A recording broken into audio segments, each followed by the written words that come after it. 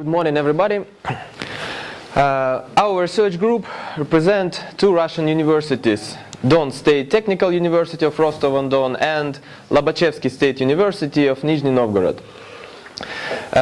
My presentation will be about a method of solution of a system of dual integral equation which arises in the modeling of contact problems for elastic, electroelastic and thermoelastic materials. So all presentation will be about small deformation and linear theory.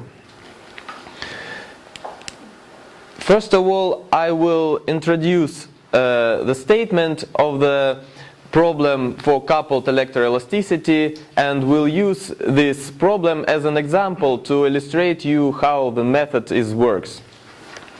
Then will be reduced to the solution of system of dual integral equations, and I will show you the details of the method and construct how it helps us to construct the solution. The solution will be constructed in an approximated analytical form. It involves numerical calculation, but we try to do it try to use much more analytics as we can.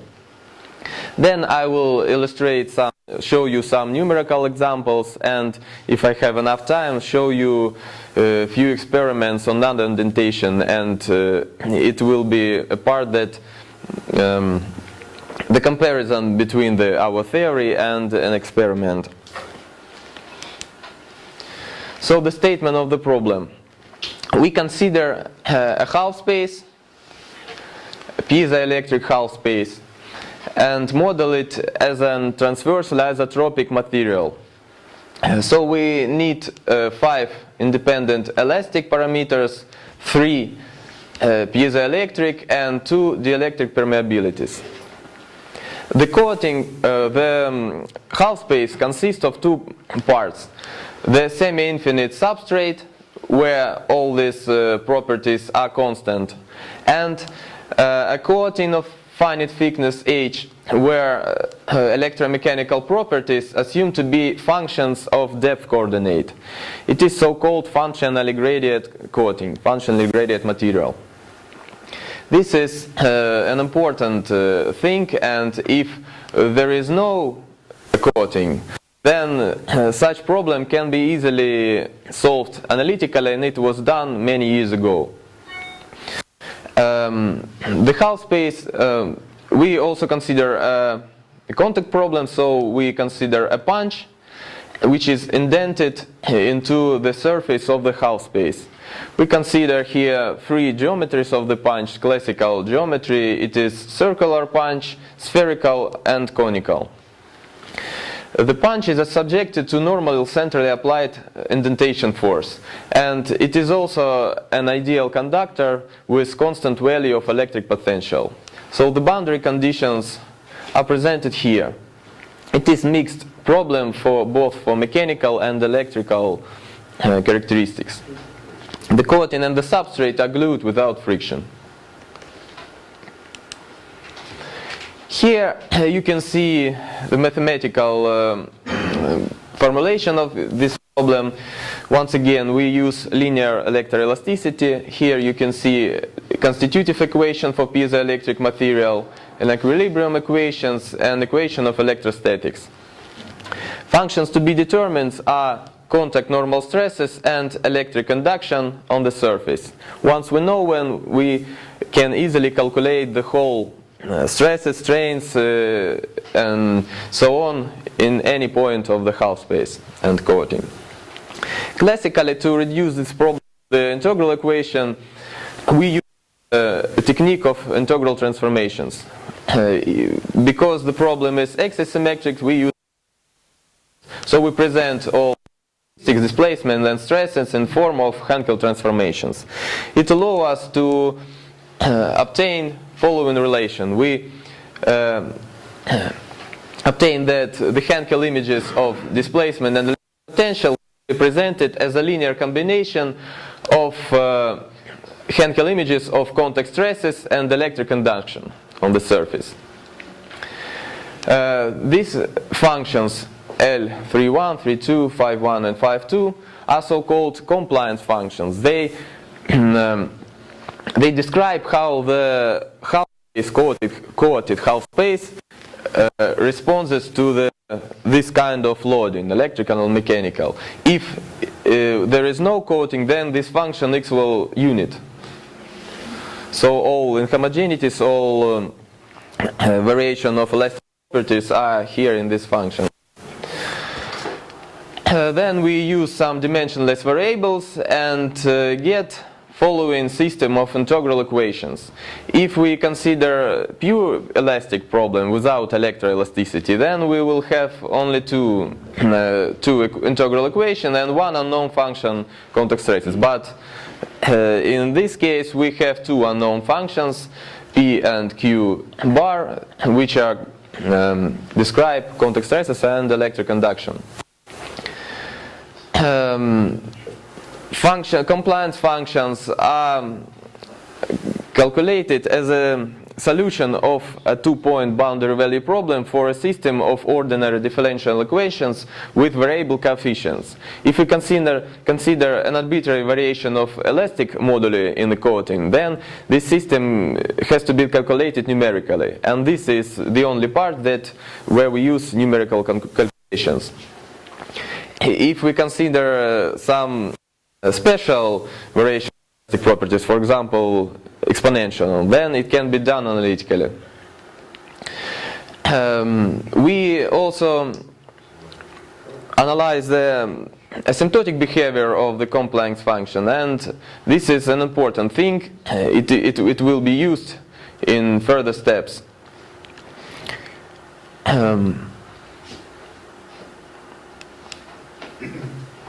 No. The key idea of our method is to use a specially designed approximation for the compliance function. It is a ratio of such a polynomials. It allows us to have an approximated integral equation that we can solve analytically. That is why I called approximated analytical solution of the problem, because we use some kind of approximation. But this approximation is constructed in such a way that the asymptotic behavior of the compliance function have the same asymptotic behavior, and it allows us to construct an approximation for a wide range of parameters of the problem with very, very high accuracy. For example, in the most cases, it's the relative error less than 0.5%.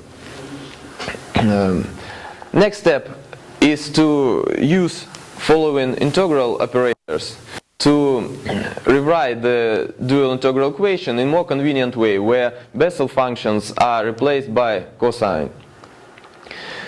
Then we use an approach that was designed many years ago by Professor Alexandrov. It allowed to rewrite the dual integral equation in the form of ordinary differential equation for special functions, these functions. We solve this equation analytically. It can be easily done. Here is the solution. And then we need to invert the Fourier transformation and to get expressions for Henkel images of contact stresses and electric induction. And here you can see this expression. So actually this is the solution of the original dual integral equations, but we need not two Henkel images, but we need actual contact stresses. That is why we have to do one more step to invert the Henkel transformation. That is one more thing. This expression involves some coefficients C and D, and which are obtained by substitution this function into original system of integral equation. And here we have a system of linear algebraic equations. So the last step is to invert the Hankel transformation, and here you can see an expression for contact stresses and electric conduction. The solution is presented in such a way that this part, first part, correspond to classical solution for a homogeneous half space without any coating. So it is absolutely coincide with the classical results. And here is an additional part that describes the coating. This function describes the geometry of the punch. For the circular punch we have square root singularity, for the spherical punch we have a regular function, and for conical such an expression. The important thing is, as I said, that we use an approximation that coincides with the asymptotic behavior of the kernel transforms. That is why the solution became asymptotically exact for small and large values of parameter lambda, which is the relative thickness of the coating. It is the ratio of the coating thickness to the radius of the contact area.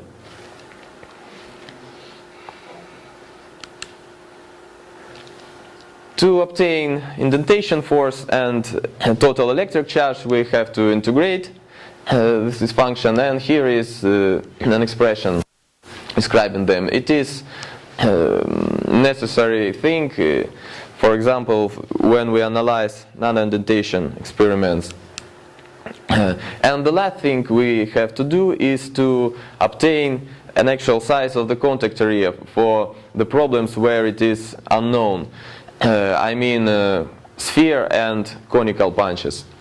Classically, for elastic problem, used an additional equation that means that the contact stresses at the end of the contact area equals 0. But for coupled electromechanics, we have to change it. We have to suppose that the contact stresses are value of electric potential. This is an important thing, and we realize it not so easily. In many papers and literature, used wrong equation here. Once we do it, we can obtain an equation for the contact stresses, for the radius of the contact area. The numerical examples. To illustrate you what we obtain, let me consider the piezoceramic material with such properties, and let the electromechanical properties on the coating surface be twice as big as that of the surface.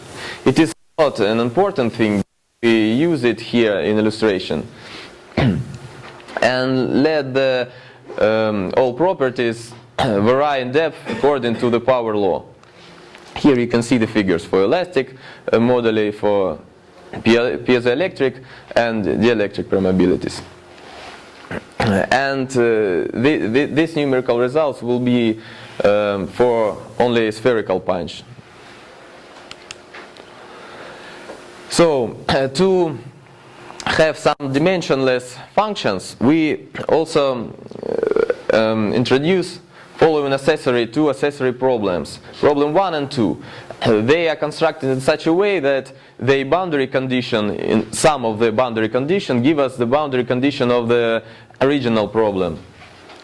Problem 1 is an indentation problem with 0 electric potential of the punch, and problem 2 is the same problem but with 0 displacement. No punch, but electric conductor on the surface and 0 displacement of the surface. It gives us to represent the solution of the original problem in form of linear combination, in form of sum of solution of these two problems. And using some dimensionless normalized variables, we construct a convenient way to illustrate the results in dimensionless variables. So You can see figures for indentation depth and total electric charge versus parameter lambda. This is the important parameter in our problems. As I said, it is a ratio of the thickness of the coating to the radius of the contact area. We use a logarithmic horizontal scale, so the right part, it is very thick coatings, and the left side is very thin coatings. And you can see here that for small values of lambda, we have all these functions are equal to 0. It means that it is so thin coating that it practically have no effect on the solution of the problem. And if the coating is opposite thick, then we have these values are equals to 2. This is the ratio of the electromechanical properties of the substrate and the coating. So it means that the coating half space is actually have no difference between, is actually similar to the half space with elastic properties similar to the one on the surface of the coating. So thick coating that actually only subsurface properties have effect. Here you can see the distribution of the contact stresses. The first part of the contact stresses, the left figure is absolute values for different values of lambda parameter. This is thick coating, this is thin coatings. They are pretty similar to the classical Hertzian distribution. That is why, to illustrate you the difference between the coated and non-coated half space, we use relative functions when we divide the contact stresses to the Hertzian distribution. It allows us to see how actually the coated half space redistribute the contact stresses. For distribution of relative stresses are almost constant. It means that they are almost equal to the Hertzian distribution. But for average values, we see different situation. And the more interesting thing is for the thin coatings. For example, this line corresponds to the case when the coating thickness is 100 times smaller than the radius of the contact area. And the distribution is so that it is almost equal unit everywhere except the small vicinity of this sharp behavior. And the smaller the thinner coating is, the smaller this vicinity would be. And the value of this value is actually the ratio. It depends only on the ratio of the effective electroelastic moduli of the surface and the substrate. It can be easily shown analytically without numerical calculations. The next slide is the second part of the contact stresses, and here even for spherical punches they have square root singularity at the end of the contact area. But the relative contact stresses are pretty similar to the previous slide. Constant behavior for thick coatings and almost constant except small vicinity of the air equal unit for thin coatings. A similar behavior for the electric induction, second part of the electric induction singularity, and here is similar figure. But interesting thing observed for the electric induction of the first problem, almost Hertzian distribution everywhere except very small vicinity of the end of the contact singularity once again. But the sign of the singularity depends on the thickness of the coating. For thin coating, for thick coatings it is positive, and for thin it is negative. It will be also shown using finite element method, because it seems it's strange, and that is why we have to prove it by another method. So the nanoindentation experiment. In literature, nanoindentation is a set of methods using precision local load on the material and simultaneous recording of deformation responses with nanometer resolution. Nanometer resolution allows us to deal almost with elastic behavior of material. To apply the load, use indenters of different shapes. Here is presented one of the most popular Berkovich indenter. This is a pyramid. To analyze an elastic behavior, Oliver and Farr suggested to first of all, what nanoindentation, what is the result of the experiment? We obtain such a curve. It is a pH curve. Here you can see the loading, where the indentation force increases linearly in time when it is constant, and then it decreases in time linearly to 0. Oliver and Farr suggested to analyze the unloading curve, because when we load a material, of course there is a plasticity, but when we unload the indenter, it is almost elastic response of the material. And one of the important characteristics is an indentation stiffness. It is the derivative of the indentation force with respect to indentation depth. Once we know it, it can be easily obtained from the experiment. It is once we know it, we can easily obtain the effective elastic moduli of the material, if we consider a homogeneous material with any coating. If we consider coating, the situation is much complicated. So our goal is to use our theory to analyze the nanoindentation experiments for the coated materials.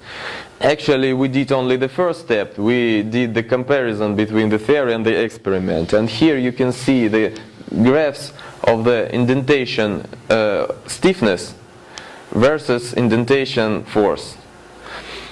This is the same figures, logarithmic scale and uniform scale.